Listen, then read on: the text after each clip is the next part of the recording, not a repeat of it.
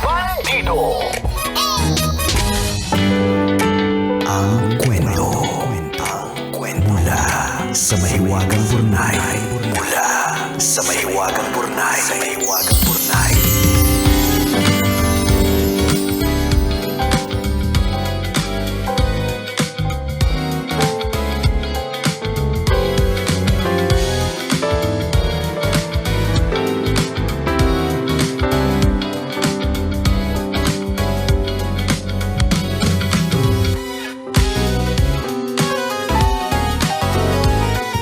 Dear kumikinang na tambalang Nicole Yala at Diego Bandido. Magandang araw po sa inyong dalawa. Ako po si Nero Marcelo at gusto ko pong ibahagi ang isang kwento na last month ko lang tuluyang nakumpirma. Hindi naman po ako humihingi ng tulong o naghahanap ng kakampi. Siguro gusto ko lang ilabas ang nararamdaman ko at marinig ang pananaw ninyo sa isang bagay na habang buhay ko nang dala.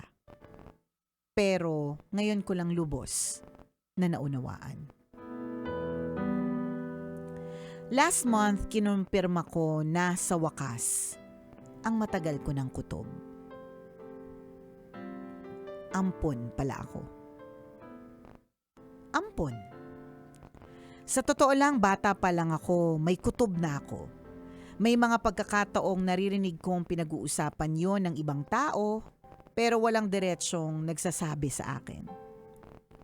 Habang lumalaki ako, natutunan ko na lang na wag nang usisain dahil para sa akin, mommy at daddy ko pa rin ang nagpalaki sa akin.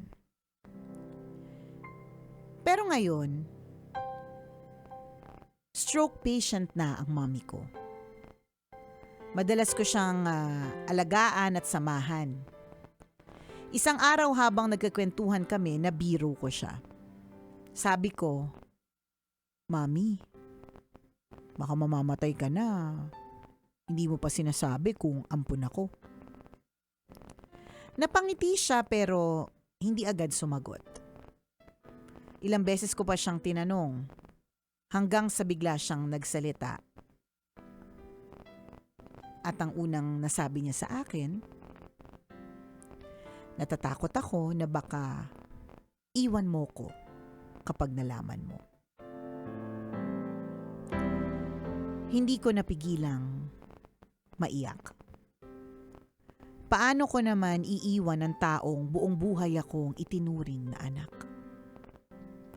Doon na niya ikiwinento ang lahat.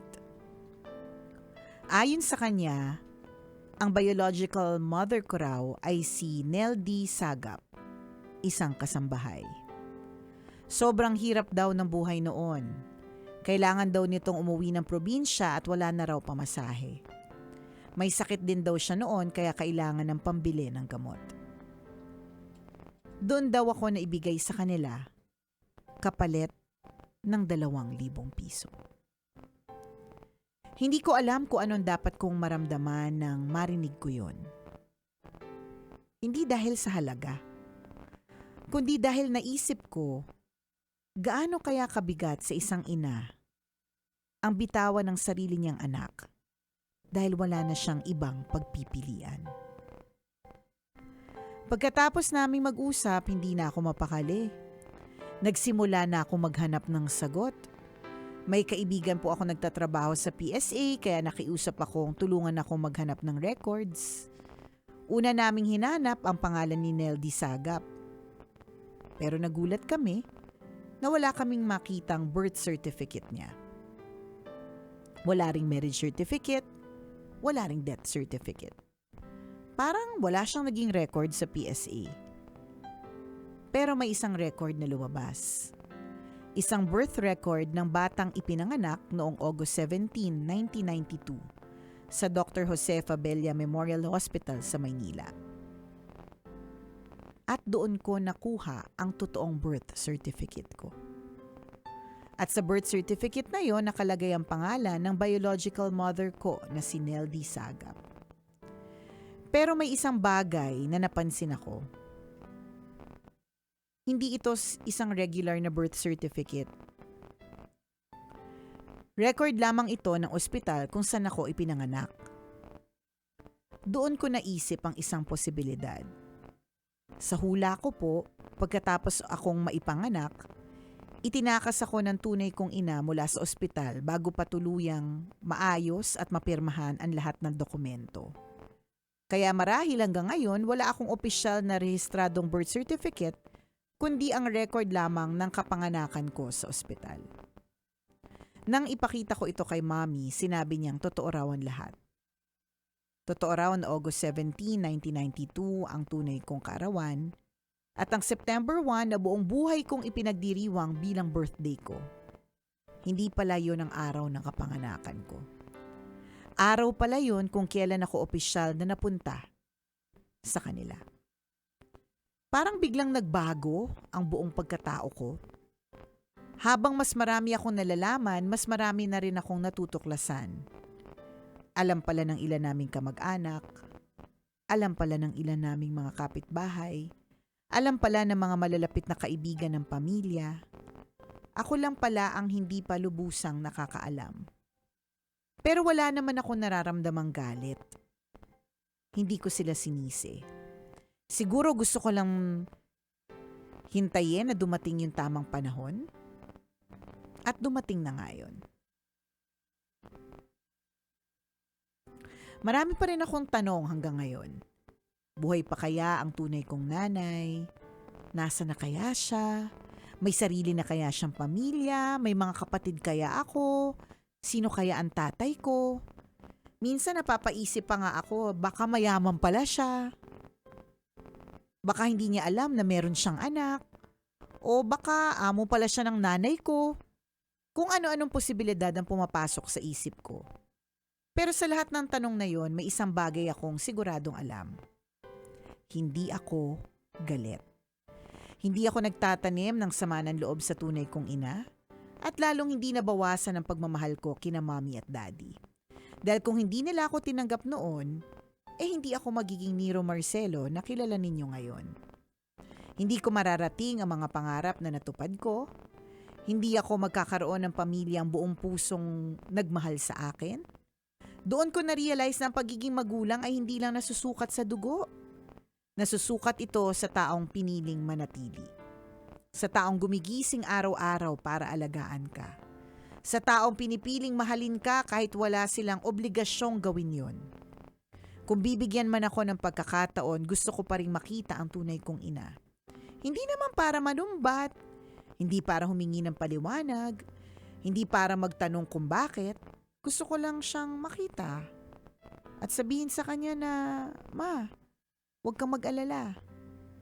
Naging maayos ang buhay ng anak na minsan mong kinailangang bitawan. Tambalang kumikinang kung kayo po ang nasa sitwasyon ko. Hahanapin niyo pa rin po ba ang tunay ninyong mga magulang? O sapat na ba ang malaman na may mga taong piniling mahalin kayo kahit hindi kayo nila kadugo? Maraming salamat po sa pagbasa ng aking liham. Lubos na gumagalang, Nero Marcelo.